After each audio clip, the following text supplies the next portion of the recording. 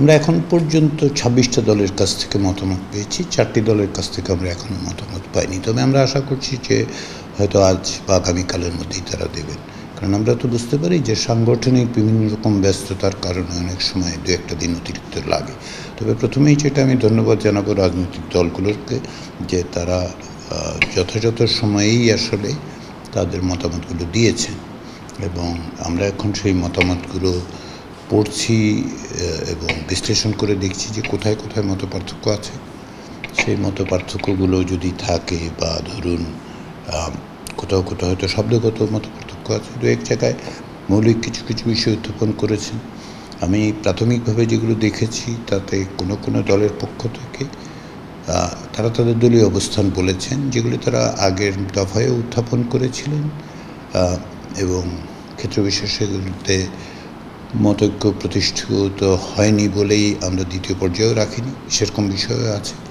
তবে অবশ্যই এটা একটা রাজনৈতিক ডকুমেন্ট, এগুলো তো সবই থাকবে এবং আমরা তো আশা করি এগুলো সবই এক পর্যায়ে সকলের প্রকাশিত হবে। সেই জন্য হয়তো সেই বিবেচনায়ও হয়তো রাজনৈতিক দলগুলো তাদের দলীয় অবস্থানটা পুনর্ব্যক্ত করছে। আমাদের বিবেচনার জায়গাটা হচ্ছে এই যে প্রত্যেকটা দলই তো রাজনৈতিক অবস্থান বলবেন, অবশ্যই বলবেন, কারণ তারা তো দল করেন, তাদের একটা দলের নীতিগত অবস্থান আছে, তাদের একটা আপনার আদর্শগত অবস্থান আছে, সেগুলো তারা বলেছেন। সেটা তারা একাধিকবারই বলেছেন। আসলে প্রাথমিক পর্যায়ের আলোচনায় তারা বলেছেন, দ্বিতীয় পর্যায়ে আলোচনায় বক্তব্যের সময় বলেছেন। তো আমরা এটাকে রেকর্ড হিসেবে দেখছি, আমরা অবশ্যই বিবেচনায় নেব। তবে এখানে আমাদের একটা সীমাবদ্ধতাও আছে, তো সেই সীমাবদ্ধতাটা আশা করি রাজনৈতিক দলগুলো বিবেচনা করবে যে আমরা নতুন করে কোনো বিষয় আসলে যুক্ত করতে পারবো না। কারণ আমরা যুক্ত করতে গেলে আবার সকলকে আলোচনা করতে হবে। ধরুন একটি দল একটা অবস্থান থেকে বলল, সেই ওই একই বিষয়ে তো অন্যদের ভিন্ন ভিন্ন অবস্থান আছে, তাহলে তাদের মতামতের জায়গাটাও তৈরি করতে গেলে এটা একটা দীর্ঘসূত্রী প্রক্রিয়ায় চলে যাবে।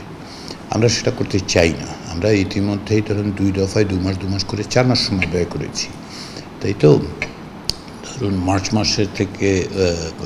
মার্চের ২০ তারিখ থেকে মে মাসের ১৯ তারিখ পর্যন্ত দলেরগুলির সাথে আলোচনা হয়েছে। তারপরে যেমন ধরুন আমরা জুন মাসের ৩ তারিখ থেকে আলোচনাটা শুরু করেছিলাম, বিভিন্ন সময় বিরতি দিয়ে ২৩ দিন ধরে জুলাইয়ের ৩১ তারিখ পর্যন্ত আলোচনা হয়েছে। নতুন কিছু যুক্ত করতে গেলে সেটার অনেক রকম সমস্যা আছে বলেই আমি বলবো আর কি। তাতে করে সবচেয়ে বড় সেটা হচ্ছে আলোচনাটা দীর্ঘসূত্রী হবে এবং সেটা আমরা চাচ্ছি না। ঐকমত্য কমিশন মনে করে যে নির্ধারিত সময় আছে তার মধ্যেই যেন আমরা এটা শেষ করতে পারি।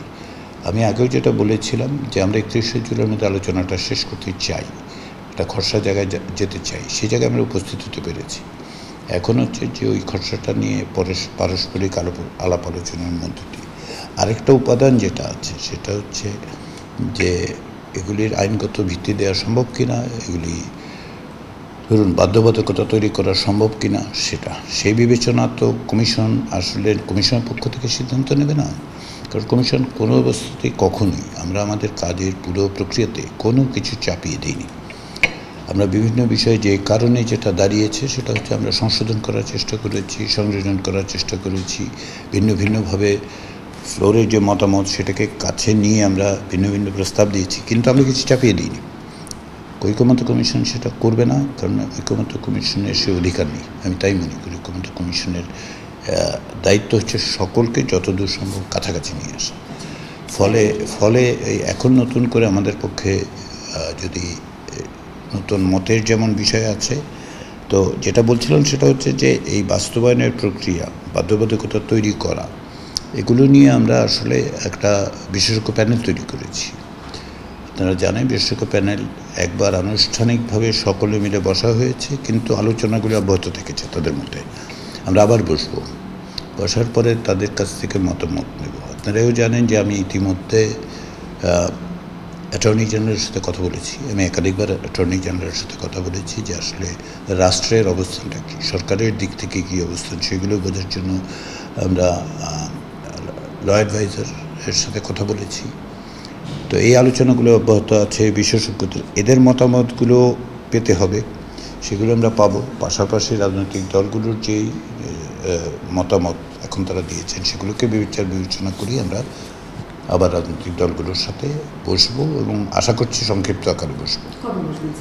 আমাদের লক্ষ্য হচ্ছে যে এই সপ্তাহে আলোচনাটা শুরু করা, কিন্তু এই যে দুটো বিষয়ের উপর নির্ভর করছে। তো একটা হচ্ছে যে আমাদের 26টি দলের মতামত আমাদেরকে পড়ে পর্যালোচনা করে আমরা যখনই যে দলেরটা পাওয়া গেছে তখনই সেটা আমরা পর্যালোচনা করা শুরু করেছি, কিন্তু সেগুলো তো আবার কম্পারেটিভলিও দেখতে হয়। তো সেই কাজটা চলছে, কমিশনের সদস্যরা এগুলি করছেন, আমাদের গবেষক যারা আছেন তারাও এর সাথে যুক্ত আছেন। এটা হচ্ছে একটা দিক সময়ের। আরেকটা দিক হচ্ছে বিশেষজ্ঞদের মতামত, এটা আরেকটা দিক। তৃতীয় আরেকটা সেটা হচ্ছে আমরা সরকারকে বলার চেষ্টা করছি বা বলেছি যে এই যে ঐকমত্য প্রতিষ্ঠিত হয়েছে, এই ঐকমত্য প্রতিষ্ঠার ক্ষেত্রে যে সমস্ত বিষয় ইতিমধ্যেই বাস্তবায়ন করা সম্ভব সেগুলির ব্যাপারে তারা কীভাবে পদক্ষেপ নিতে পারেন সেটার জন্য আমরা তাদেরকে অনুরোধ করেছি আপনারা শনাক্ত করুন। এবং আমি যতদূর জানি যে আইন মন্ত্রণালয়ে একজন উপদেষ্টা বা আপনার কনসালটেন্ট নিয়োগ হয়েছেন যিনি এগুলো দেখছেন। এই কনসালটেন্টের মতামতের ভিত্তিতে হয়তো তারা অগ্রসর হবেন।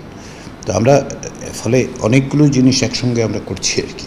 দৃশ্যত হয়তো আমরা ক্যামেরার সামনে নেই, কিন্তু আমরা এই কাজগুলো করছি এবং যত দ্রুত সম্ভব শেষ করতে চাচ্ছি।